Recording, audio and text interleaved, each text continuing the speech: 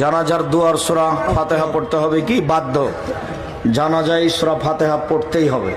তো আসুন আমরা হাদিস থেকে দেখি যে সূরা ফাতিহা আছে কিনা।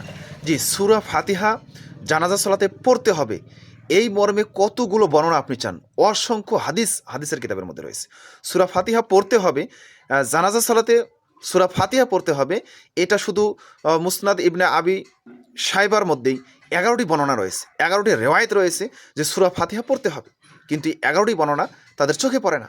কিন্তু এরপরে এই 11টি বর্ণনা সূরা ফাতিহা পড়ার পরে তিনি আরও কিছু বর্ণনা নিয়ে এসেছেন, সেগুলো তাদের চোখে পড়ে। কিন্তু সূরা ফাতিহা পড়ার যে বর্ণনার কথা বলা হয়েছে এগুলো তাদের চোখে পড়ে না। মুসনাদ ইবনে আবি শাইবার মধ্যে হাদিস রয়েছে 11,511 থেকে 11,521 পর্যন্ত, এতগুলো হাদিস মুসনাদে আবি শাইবার মধ্যে রয়েছে।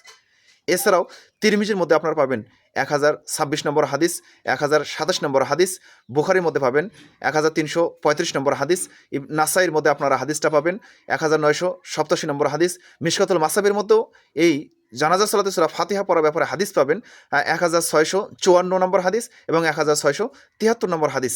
এত হাদিস থাকার সত্ত্বেও আমাদের চোখে পড়ে না। আমরা কি করছি?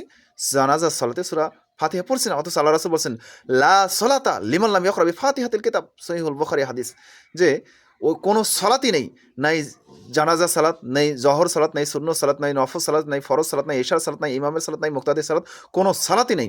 লা সলাতা লিমান লাম ইয়াকরা বিফাতিহাতিল কিতাব। বাইতুল মুকাররমের খতিব কেন, যদি মক্কা মদিনার ইমামরাও এখন এটা পরিবর্তন করে জানাজার সালাতে সূরা ফাতিহা সানা পড়ে, এরপরেও আহলে হাদিসরা কখনো গ্রহণ করবে না, কোশ্চিন কালেও গ্রহণ করবে না।